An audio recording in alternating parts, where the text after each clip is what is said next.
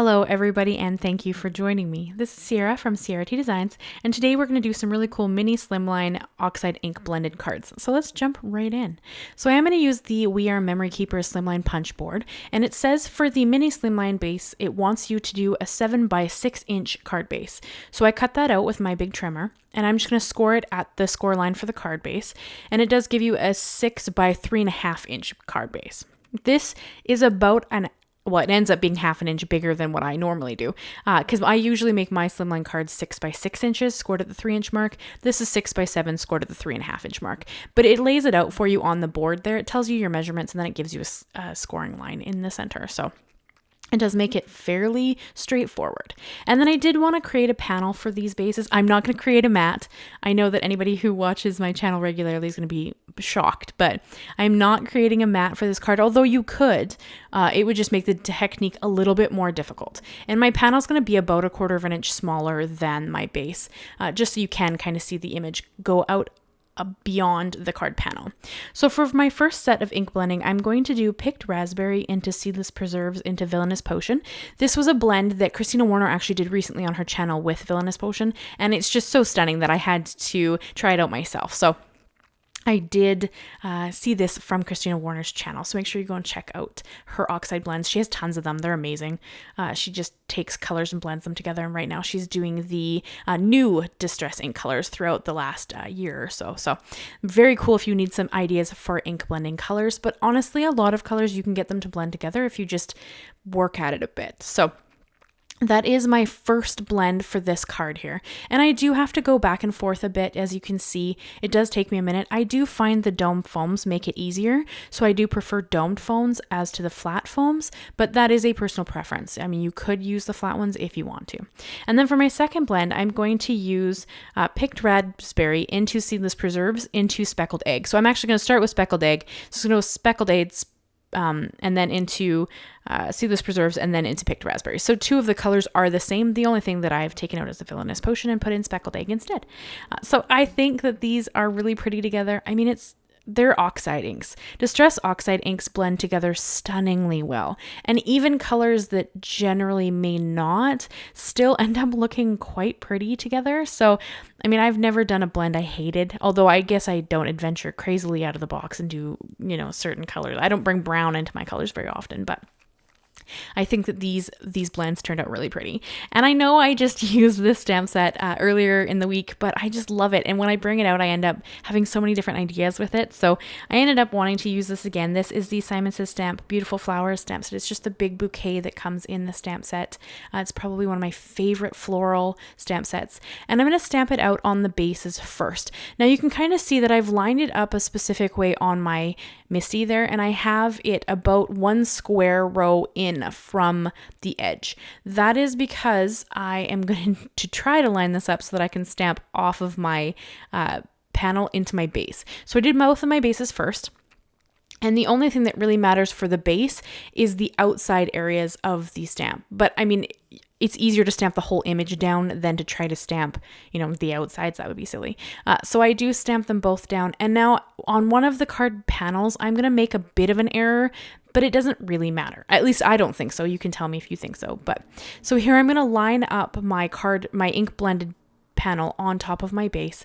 And by this point, the oxides have been sitting for quite a while. They are mostly dry. I mean, this ink isn't going to be an issue on top of them anyway, but if you are concerned, you could heat set it. So I got a really good impression with this first one. So I set it to the side, and I'm going to keep the card panel and the base together so that I don't try to line up ones that aren't actually going to line up nicely. So I put this back into the base and then back into my Misti, and make sure that the stamp still lines up nicely. And then I bring in my colored panel and I line it up where I would adhere it on top of my base. This one, I did not get a good impression the first time. I don't know if I just didn't ink the stamp well enough, or I don't know what quite went wrong here, but a lot of the sections in the center got missed. And now my panel is slightly misaligned, slightly, like you get a little bit of shadowing in the flower on the bottom left corner, not enough that it really matters, but it's slightly. So you'll see when I hold them up in the end, you're going to be able to tell. You can also see that that set of flowers is darker because it was stamped twice as opposed to once. And then I did bring in a sentiment. It says, "You are wonderful." And it is from the Simon Says Stamp Orchid Rose Bouquet, which came out in the February card kit, which I should have for you guys on Saturday of this week. I'm just a little bit behind on things, but I'm getting there. It's just taken me a second to catch up. And I did just stamp that down right onto my panel. And then I do let these dry for a few minutes. I know now it looks like we're jumping right into gluing them down, but they did get to dry. And then I'm going to adhere them down to their bases. This part, of course, I had to be a bit careful because you want to line up all of your pieces before the glue adheres, which is why I chose a liquid glue as opposed to using like a Scor-Tape or something. This is simply because I need that time to kind of wiggle the panel around until it's perfectly aligned so that it looks good with the lines of the base. Now, granted, this is kind of a subtle effect.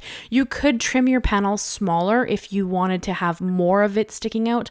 I just like it, the subtle look of it. I kind of enjoy that look. But of course, again, you could make the panel smaller and then have the base lines stick out more than they do in this card. I just like that it's kind of a continuation of what's going on, but it's not like eye-catching. It's not show-stopping. It's not the focal. It's just something really neat that's happening outside of the colored panel.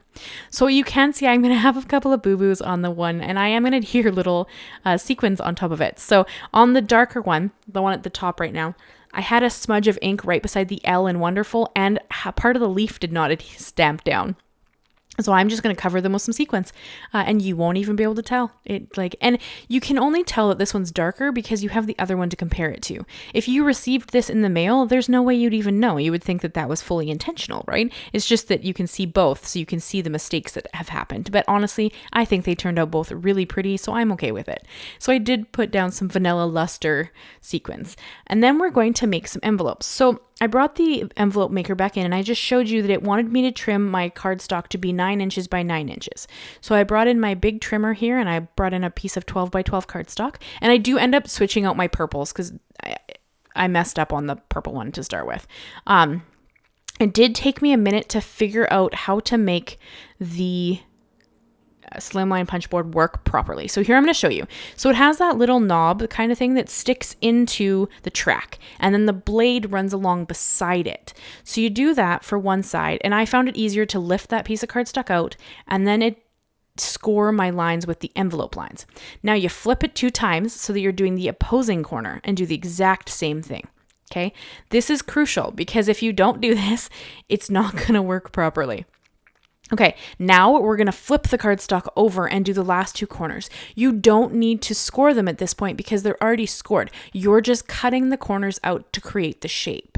I hope this makes sense. It took me a minute because I did it because I assumed, being that this cardstock is 9 by 9, all the sides are the exact same, right? It's a square, not a rectangle, so it should have been even, but you still have to rotate the cardstock, which I showed in my video earlier this week. You still have to rotate it. So I think that that was something that some people were having a struggle with, and hopefully this shows what I'm trying to explain there.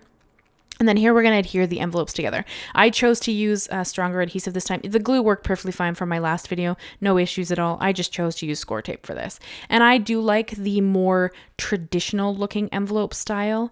So I do adhere the bottom and then put a line of Scor-Tape at the top, just so you can adhere the flap when you choose to. And there I was just changing a video on my iPad because I watch YouTube while I create stuff. And then for the second one, I'm going to show you, like, you could create it with a top flap open. So you would create a different style of envelope, or you can put the flap under the tabs. You can put the flap above the tabs. It's totally up to you what kind of envelope you want to create. Just don't adhere all the sides so you can still fit your card in it. But otherwise, I mean, I just prefer this look, so I have a tendency towards it. But again, it's totally up to you, whatever you prefer. It makes the top open one and the side open one, so whichever you prefer. And then I had to trim off a little tape because I went a little too far. And then I'm going to show you that both of my cards fit perfectly in this. So, I mean, it worked out really well. They fit beautifully. Actually, you could have a little more room for a little extra embellishment on your card if you needed it. And then because I really loved how the flowers looked on the card I made earlier this week, I chose to stamp out the flowers on the card envelope as well. So, excuse me, for this darker one, I used Speckled Egg, and I do have to stamp it twice. Keep in mind that this cardstock I've used for my envelopes is textured. So because of that, it does kind of not take the ink very well. Also, I'm doing a light ink on a dark cardstock. It works beautifully, but you get more pigment, so you get more of a chalky look, which, I mean, Oxides is kind of one of their things. So just be aware that like both of these envelopes, same stamp, same texture of paper, but they're going to give you a bit of a different look. And now again, you only see that because you're going to see both of them side by side, right? So, I mean, if you only received this one, you wouldn't know the difference. So I wouldn't worry about it if it upsets you. I mean, I guess you could not stamp in this specific color.